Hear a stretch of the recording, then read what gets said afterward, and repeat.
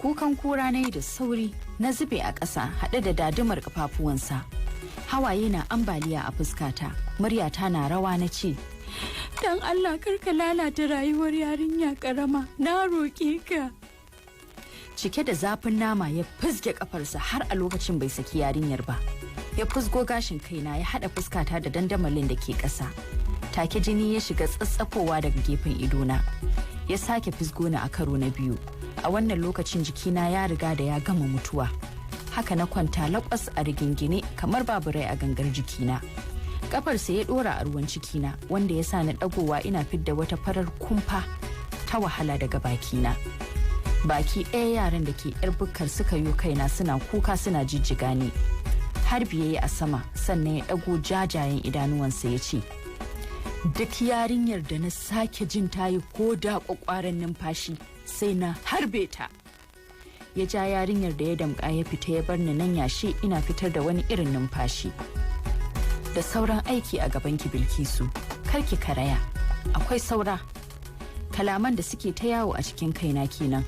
Idanuwana da ke rufe na fara ƙoƙarin buɗewa.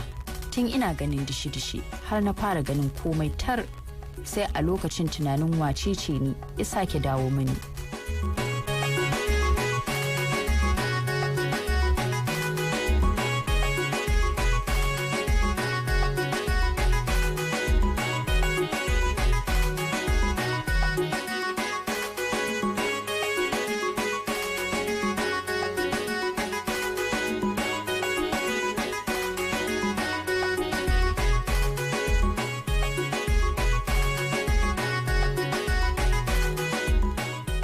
Ni ce dai Bilkisu marainiyar Allah da mahaifiyata kanta ni kawai bata sayar ba wajen ganin na cimma burina na zama cikakkiyar 'yar jarida. Ba domin komai ba sai dan in taimaka wa 'ya'ya mata da ba su da murya kuma ba su da ƙwarin gwiwar fitowa su ƙwaci 'yancinsu. Bilkisu Allah ya nuna mini ranar da duk wani burinki zai cika. A ranar ban san me zan yi ba saboda farin ciki. Kalaman mahaifiyata kenan a kullum, wanda har na haddace su saboda maimaita su da take yi. Na tuno fuskarta a lokacin da muke sallama zan tafi bautar ƙasa. Ina tuno yadda take zub da hawayen farin ciki, tana sanya mini albarka har motar hayar da na hau ta gushe maganinta. Sai dai kash! Duk wannan burin da muka shafa shekaru muna ginawa yana neman rushewa a lokaci ɗaya. Shi ne daidai lokacin da direba ya ja birki ganin wasu da bindigogi sun tara hanya. Ɗago ido na ke da wuya muka yi ido biyu da ɗaya daga cikinsu. "Ga wata nan janyo mana ita." Na yi saurin ɗagowa a firgice. "Dan girman Allah ku yi haƙuri, ni marainiya ce. Ku yi mini rai, na roƙe ku dan." Ban ƙarasa ba sakamakon marin da ɗaya daga cikinsu ya yi mini. Haka suka ja ni cike da wahala muka isa sansaninsu. Duka, yunwa, fyaɗe da suka mini da kuma fargaba su suka ramar da ni. Na firgice cikin kwana uku kamar ba ni ba. A wannan yanayin suka buƙaci lambar mahaifiyata, sai dai sam ba ta shiga, wanda hakan ya sa ni kokwanton anya ma kuwa tana raye. Take suka buƙaci wata, ni kuma duk duniya idan ba mahaifiyata ba ni da wani makusancin. A haka nake zaune cikin azaba ni kaɗai har zuwa sa'ad da suka kawo ɗalibai 'yan makarantar kwana. Babbar cikinsu bata wuce shekaru 14 ba. Ba ƙaramin tashin hankali na shiga ba, ganin yara ƙanana kuma mata sun faɗo wannan mummunan wajen. Gani nake zan iya sadaukar da koda kaina ne wajen ganin sun kubuta.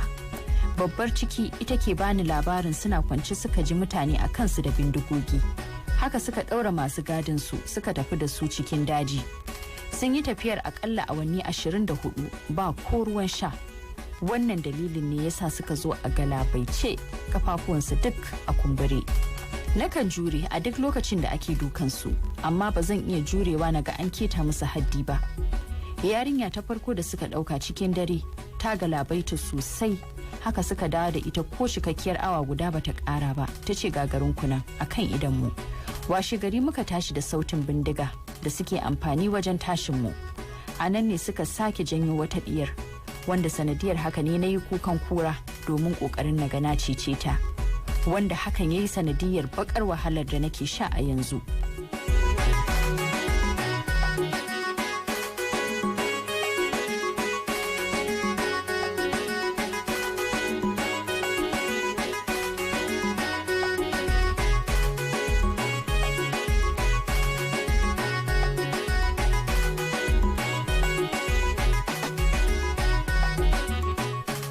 uwa, tashi, kin ga waya mun tsinta.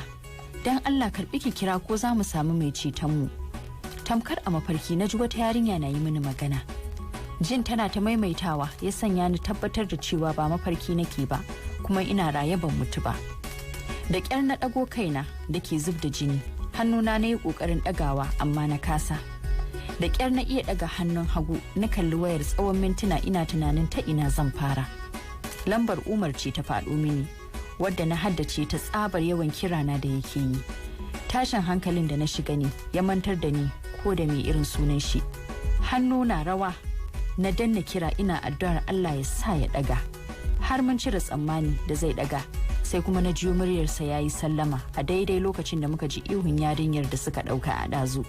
Umar, ni ce Bilkisu. An yi garkuwa da ni tare da wasu 'yan makarantar kwana, don Allah ku zo ku cece mu. Ina jiyo lokacin da ya ma abokan aikinsa magana da su gwada lambar a na'ura.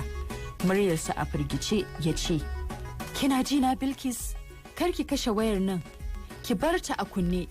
Ina wajen aiki muna bincike akan waɗannan yara da aka sace. Ki bar ta a kunne, hakan ne zai ba mu damar bibiya har mu samu damar ceton ku. Kit ya kashe wayar. Bayan kamar awanni 6 da muka yi su cike da zillimi, muka fara jiyo sautin jiniya da kuma karar helicopter. A daidai lokacin da wani daga cikin 'yan ta'addan ya shigo rike da bindiga yana zara idanuwa. Idanuwansa ya dora a kaina, ya ga yadda nake faman gumi, ya yi saurin karasowa ya janyo ni tsaye. Wayarsa da ke kan cinyata a matse ta faɗo. Fisgoni yayi ya fito da ni daga bukkar. Yaran suka fara kurma ihu suna roƙansa da ya sake ni. Oga, wannan shedaniyar yarinya ita ta saci wayata ta kira ta barta a kunne. Sun gano inda muke. Ka taɓa jin ƙarar jiniya in ba yau ba? Bai jira amsarsa ba, ya yi wurgi da ni haɗe da take ruwan cikina. Ya sa hannunsa ya matse mini wuya. Duk da bani da wani ƙarfi a jikina, amma haka na dinga ƙoƙarin ƙwatar kaina. Wani ƙaton ƙarfe ya samu ya labta mini a kafaɗa. Wani ihu na yi a daidai lokacin da muka ji sautin bindiga. Freeze! Sojoji suka faɗa suna ƙarasowa inda muke. Take suka shiga musayar wuta da sojojin. Sai dai daga baya sojojin suka samu nasara a kansu, inda suka kashe guda 3 daga cikinsu. Ina jin wani soji na faɗin, ku kama sauran, ba za mu kashe su duka ba, za mu je mu hukunta su ta yadda za su tona asirin sauran 'yan uwansu. Ni dai ina kwance yashe ina fitar da numfashi yayin da mutuwa ke ƙara kusanto ni a kowace daƙiƙa. Ina gani lokaci guda an sanya almakashi an datsa dukkanin burukana. To me ya rage mini ni kuwa? Na rasa wani bangare na jikina, sun raba ni da budurcina. Tunanina ya riga da ya juya. Ina ganin lokacin da yaran suka fito da gudu suka nufo sojojin suna kuka.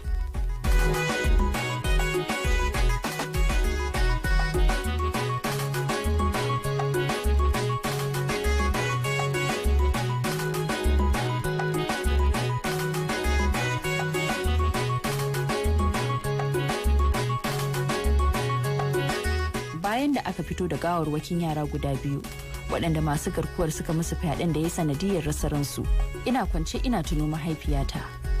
Tana raye? Wane yanayi za ta shiga idan ta ji labarin mutuwata? Duk da na san zai fi mata akan yadda take kwana da zulumin ina raye ko kuwa ba na raye. Ni dai farin ciki na ɗaya, da ta sanadiyata yaran nan suka sami 'yanci. Ta sanadiyata aka kama azzaluman nan, kuma na tabbatar za a hukunta su. Ko ba komai, na cika wani bangare a cikin burukan rayuwata. Alhamdulillah. Ina ganin yadda aka yo kaina da motar ambulan don ganin irin taimakon da za a fara bani na gaggawa kafin a isa asibiti. Da sautin muryata za ta fita, da na ce musu su rabu da ni kawai, su sanya ni a mota su kai wa mahaifiyata gawata a sallace ni a miƙa ni zuwa kushewata. Ganin na so magani dishi-dishi ya sa ni na ƙara rintsa idona. Kar dai ki karaya Bilkisu, har yanzu akwai sauran dama. Ki sani wuya ba ta kisa. Kalaman da na ji suna yawo a kaina kenan. Idanuwana na buɗe da sauri. Ashe kenan ban makara ba? Zan iya cika dukkanin burukana? In dai kuwa haka ne, a shirye nake na sake dawowa duniyar da na yanke tsammanin sake zama a cikinta.